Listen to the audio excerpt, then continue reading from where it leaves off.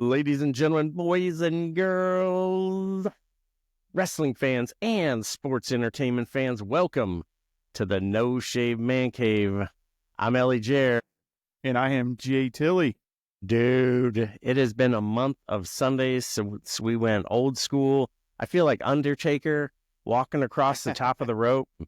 But we're talking AEW tonight, and man, I know you're a junkie for the AEW, and I'm starting to warm up to it. And you know, I'm rocking my when I was in my tie-dye phase, rocking one of my Fight for the Fallen. Yeah, Fight for the Fallen t-shirts. So Kenny Omega. Yeah. So yeah, good show, dude. Austin, hey, Texas. Thanks for covering down on Monday. Sheesh. By the way. Oh yeah, thank you, Tony. He can't be here tonight. He's taking care of a loved one tonight, so thoughts and prayers go out to the loved one. Hope all goes well over there. But yeah, man, it was a lot of fun. It was short and sweet. So hey, check us out where you get all of your podcasts, all your socials, No Shave Man Cave, and NSMC across the socials. We're there live and nationwide. You'll see a couple more channels pop up here shortly, where we're going to be starting to push some merch and some titles. Got some beautiful titles on our website right now, actually. Nice. Yeah, we got some titles going out. They'll be getting to the new owner's hands here shortly. They're going to send us some reactions as they're opening them up. So cool. Very, very excited. So good stuff, man. Well, let's jump into this one, man. So we can do this one short and sweet and get the people what they want. Give them what they want. Yeah, this was a good Dynamite. It wasn't as hot of a start as last week, but we did just start straight up with, they got this new thing where they're showing people behind backstage, kind of like WWE does. Not necessarily arriving, but just kind of standing around. But it was good. We go right into Max Caster, the best wrestler, best wrestler alive right now in the business. Wrestler alive, platinum. And your beloved government signed the form. This guy signed the form, copyrighted it, and he gets squashed by Hangman. It was very one-sided. Hangman just absolutely squashed him like a little bug, and I love that he's this best wrestler alive and hasn't won yet. Yeah, and you know, he goes out in the crowd and he grabs a sign, and the fans are, you know, they're chanting. And Max is like, shut up, shut up. So very, very funny. I like the character. This Hangman character, too, is, you know, he's sort of pushing the, I don't want to say Stone Cold. That's what I was. But you know what I mean? Like just that vibe on him, you know, because he's still getting in the ring with heels, and he's still getting in the ring with faces. He's still going face to face with folks. And then he gets into it later on. And I know we're going to talk about this segment with MJF. So good flow to the show, you know, good piece of business. I think it moved both characters along, and it wasn't just a match for the sake of having a match. I liked it. Right. And you hit the nail on the head. I definitely get the Stone Cold Steve Austin kind of feeling from him, that like anti-hero thing he's going for. Yeah. So then we get the Death Raiders versus the Undisputed Kingdom for the trios match. I tell you, this was a good match, man. I liked it. You're shaking your head no, but the fact that it hasn't been defended in a while disappoints me. But this match made me go, okay, I'm looking forward to some trios matches now, because this was fun. They did a good job on this, and a lot of good spots. I mean, obviously the six people in the match are all excellent, so that helped a lot. But it gave me those flashbacks of back when the trios championship actually meant something. Yeah, I'm still waiting for, you know, Pac to show up in jeans and a t-shirt. I don't think we'll ever see that. But yeah, I mean, the match was moving along. I was like, oh my goodness, we are about to have new trios champions. Yep.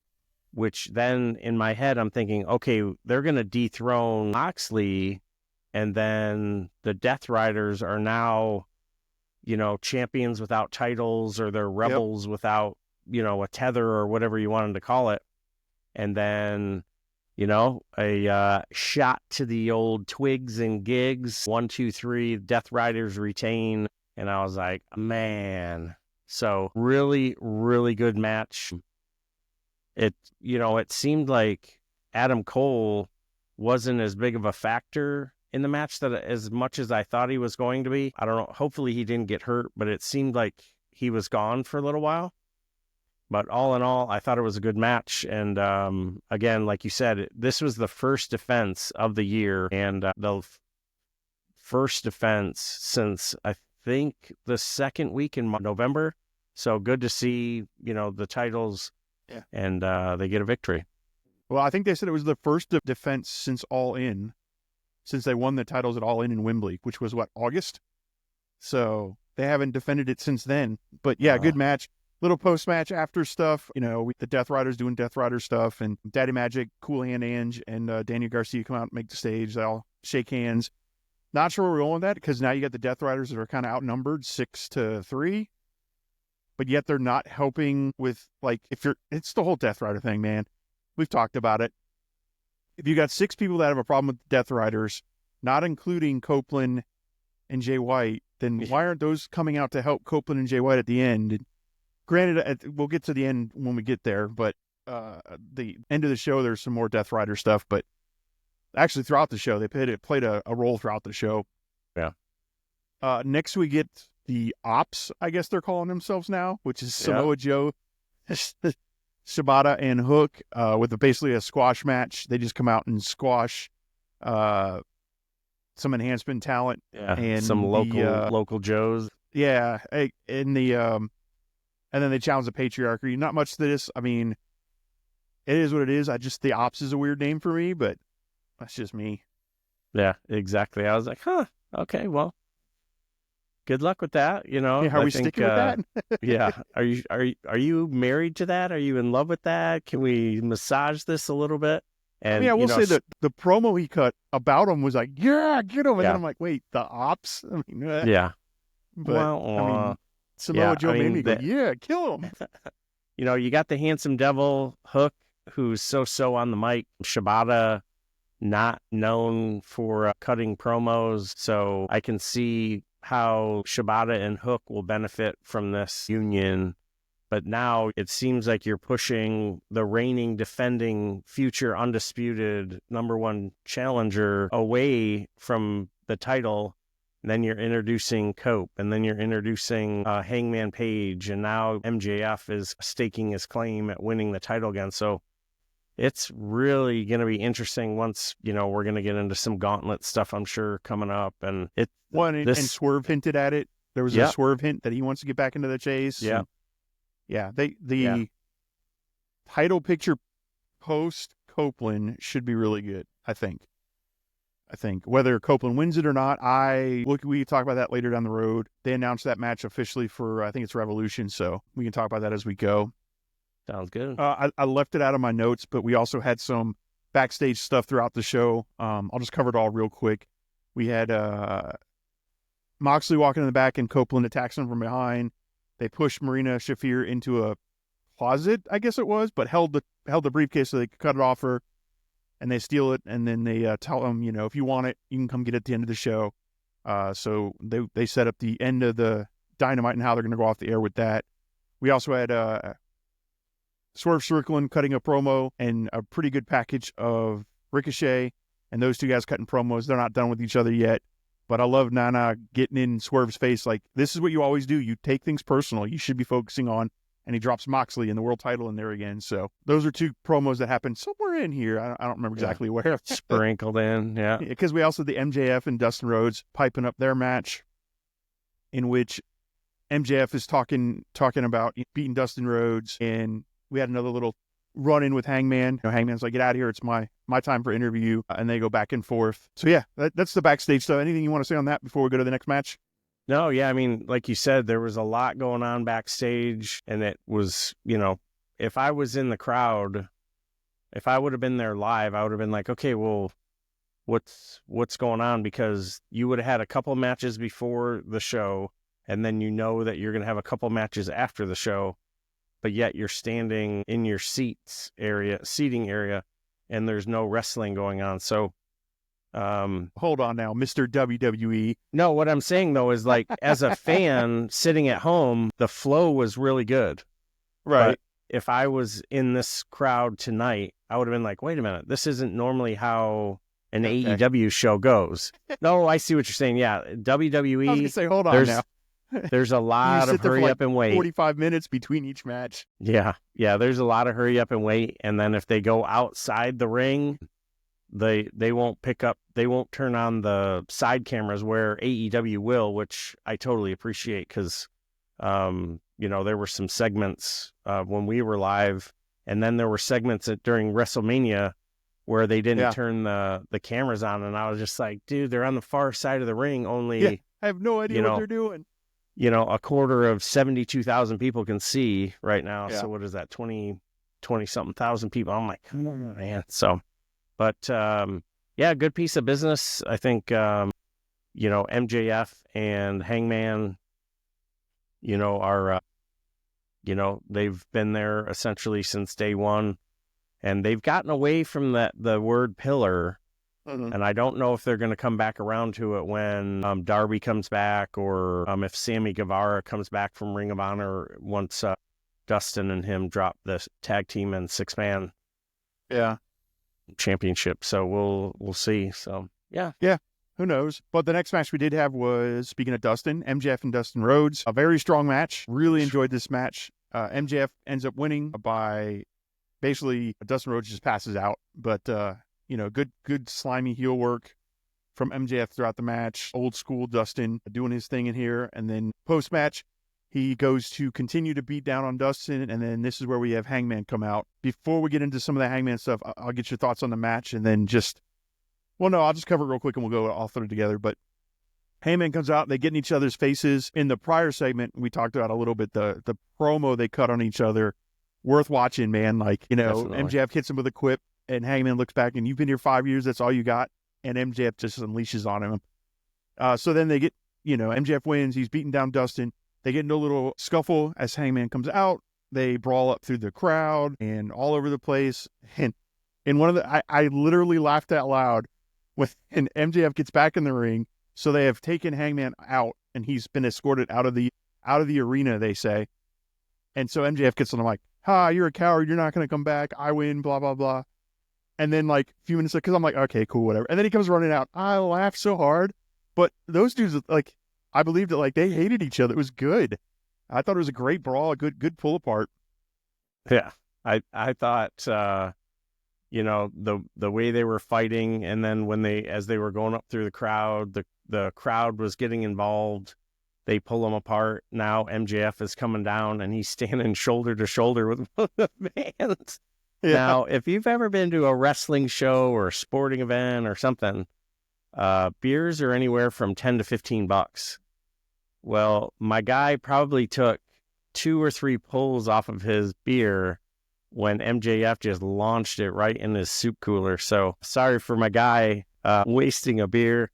MJF comes down, just like you said, he continued the heel work.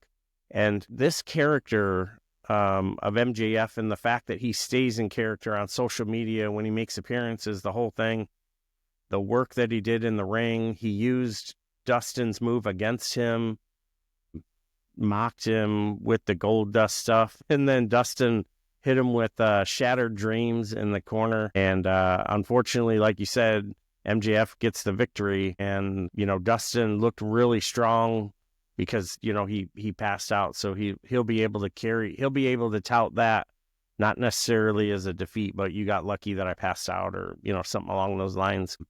And then whatever's going to happen between Hangman and MJF, it's going to involve. I don't think it'll be a strap match or anything, only because NXT right now has a strap situation going on down in NXT, so I don't think they'll bring up a strap match. I wouldn't be surprised if it's a lumberjack match, or a cage or something, or maybe they have to build to that, but there's going to be a stipulation in there. Yeah, I think they'll build to it. I think it'll be your All In. That'll be your plunder match at All In. This is a feud you could carry on into All In and then have the blow off at All In, whether, like you said, a cage match, a Texas. Actually, it'll probably be a Texas death match because they're in Texas, and that's a Hangman thing. Yeah, that's true. So yeah, I could see that. Yeah. I could absolutely see this feud going on up until All In, and then Hangman gets his Texas death match in Texas. Yeah, that'd be cool. Gonna be good. Then we had two women's matches on the show tonight. which I don't know if I'll count as a huge win because one was an absolute squash, but it was Megan Bayne, and I completely forgot to write down the enhancement talent's name, but a hometown hero, I don't know her name, but Megan Bayne squashes her pretty quick, in and out, and as she's leaving the ring, Chris Statlander walks by her, they exchange a glance, and then Chris Statlander and Penelope Ford have a very competitive match. Really enjoyed it. Penelope Ford's work, if you didn't see Collision, it's worth going to see Collision. Collision was probably one of the best Collisions I've seen since maybe the CM Punk one. It was a really good Collision, a lot of focus on the women wrestling, which was amazing. And this kind of continued on a little bit with Penelope Ford. She did good against Thunder, and then a really good showing against Statlander. Statlander does pick up the win, and then we get Megan Bayne coming out again and attacking Statlander with Penelope Ford's help. So I don't know if they're building a Penelope Ford Megan Bayne situation or what's going on there, but good stuff. I'm glad to see them pushing Megan Bayne already, though. Yeah, I'm glad to see seeing multiple women's matches. You had Willow Nightingale cutting a promo in the back. Renee is constantly talking with all of the women on the roster, so they're doing a better job. And they're what the tough thing with when they're doing releases and call-ups and doing all the things, until this ROH deal is completely done, you don't have as much TV time, but you have this massive roster, which it's inevitable someone is going to have to get released. Like Stark shows up on NXT. Malachi Black allegedly is heading back to the WWE. The Miro Good Brothers. Too, probably. What's that? Miro, too. And He's Miro, going back to WWE. Yeah, Miro was, there were some photos with him and Sheamus floating around on the socials. Good Brothers get released. They haven't been in AEW. So, yeah, they have. They were in AEW. They were part of the Elite. Yeah, they were part of the Elite for a while. That's right. Yep. So I was thinking they might go back to TNA, but TNA is, shaking up their roster. They just released a bunch of people too. Yeah. So, a lot of changes going on in the world of professional wrestling. We're on the road to WrestleMania. We're quickly approaching, AEW's big show. Their back-to-back shows. I think they're going to do it a little bit different this year. One is going to be in Texas, Vice on the other side of the pond. So it is going to be something else. So great show to this point. And, we had the piece of business with Bandito and Jericho. Oh, yeah, and got to see Will Hobbs, huge Will Thanks Hobbs for bringing fan. That up. I forgot about that. Got to see Will Hobbs, huge Will Hobbs fan. Glad to see he's, back in the ring. Last time we saw him, he was busted up and his knee was a bit compromised by Big Bill. And Bandito, he's still alive. Nobody's collected the 100,000. And then the bad apple looks at Renee. You better never embarrass me in front of Chris Jericho. That dude is gold. Yeah, so, he has hit his stride with this thing with Jericho. Yeah, I guess we could touch on it real quick. We had Jericho in the ring calling out Bandito. Bandito comes out. They do a face-off, step away. I don't know. They're about to do their 10 paces or something. And then the bounty hunter grabs him and trips him, and they basically beat down Bandito. And then the outrunners make the save. Yeah, I really didn't put that in my notes because it was kind of like a meh. But I do remember thinking, I like the Hobbs Big Bill part of it. I'm just the Jericho Bandito. I mean, obviously they're going to push for Bandito to take the Ring of Honor World Championship away, is what I'm guessing they're leading to. Yeah. Which is great. I like Bandito. But he's the most likely candidate right now. Without, if you're checking us out here in the No Shave Man Cave, you're hitting up on all the socials and NSMC, and then soon we'll have a couple more NSMC _or dot pages as well, and then noshavemancave.com. But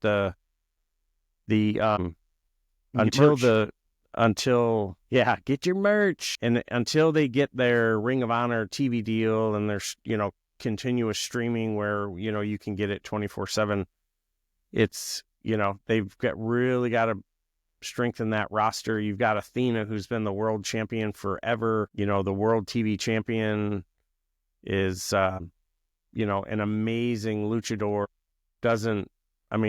He gets like 15 minutes of airtime, and then Jericho is busier on his cruise than he is defending the title. So we'll see what comes of it. So yeah, can't wait. Then we get the main event of the night. Man, this show went by really fast. Yeah, it did. Main event of the night, which was the Hurt Syndicate versus the Guns. Man, I tell you what, the Guns, I said it a long time ago that I thought the Guns will be one of the best tag teams to come in a long time. And they just, every time I see them, they improve. Yes, you got to look past the goofy antics and the stuff they were doing. And once you look past all that, though, they're a really good tag team. And I really enjoyed this match. I never bought that they were going to give them the titles, because you're not going to give it to the Hurt Syndicate just to take it off of them. Because I really believe you're going to get the Hurt Syndicate versus the Young Bucks down the road. And then that's when you'll get a title swap, maybe. Because the Young Bucks just lost the New Japan tag titles this weekend. So, there's a possibility that they're coming back to AEW soon. They made a comment that they're in a better mental space. So that means, we could see them back, especially now that Omega's back and everything. But really strong match. Really enjoyed it. And then very intrigued as to what they set up next, which is Lance Archer and Brian Cage. Because that's going to be another great match. Can you see Brian Cage and Bobby Lashley in the ring together? Wow. Come on, man. Wow. Man, just wow. That's all I got. Yep. Really good match. I enjoyed it. And then we got the end segment, which was the Copeland comes out with Jay White. They've got the briefcase. They talk about, hey, you don't really care. I don't know. It was just an okay promo. He pulls out Spike, which I'm guessing we'll see during Grand Slam. And it basically just led to the confirmation of a title match for Revolution between those two. Yeah, there was one thing I did skip and I forgot, and I'm mad I forgot it, because it was probably one of my favorite parts of the show. And that was the Harley Cameron rap/promo she cut on Monday. Oh my gosh, man. She is so talented. She is right up there with Toni Storm as one of my favorite female wrestlers right now. I absolutely love her.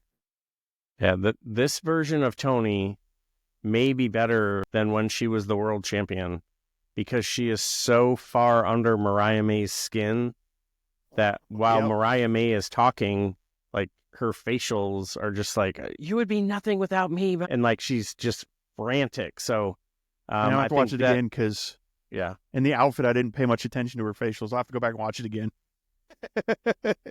Yeah, and then you've got Harley, when she's out on socials and stuff.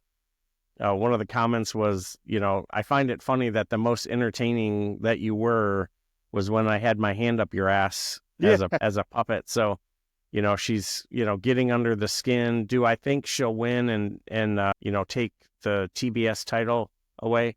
I mean, a clock is right, a broken clock is right twice a day, but I just don't see, they feel like they've got enough momentum with Monet that she's probably going to hold the title through All In, unless something just magical occurs with Bane, or somehow Statlander's new character and her and Willow click just right. But other than that, I don't see. I'd like to see Harley. Like, I'd like them to surprise us and give it to her. But I'm with you. I don't think so. I think if anything, we might see Monet lose it at All In. My dream booking, and this isn't just because she's a friend of the show, but I would love to see Thunder Rosa and Monet at All In, and then Thunder winning it in her hometown. Man, how awesome that TBS would that be? Title. That would be so good. Yeah. I mean, she was able for a little bit and then drops it right away. But I just think that would be a cool thing to give her. She deserves it. All the work that she's put in for the company and for women's wrestling in general. But you said something. Oh, the home cooking. Yeah, I mean, she won the world title in Texas. She wins the TBS championship in Texas. I think that would be super cool. The the segment. They go out. They're at the truck.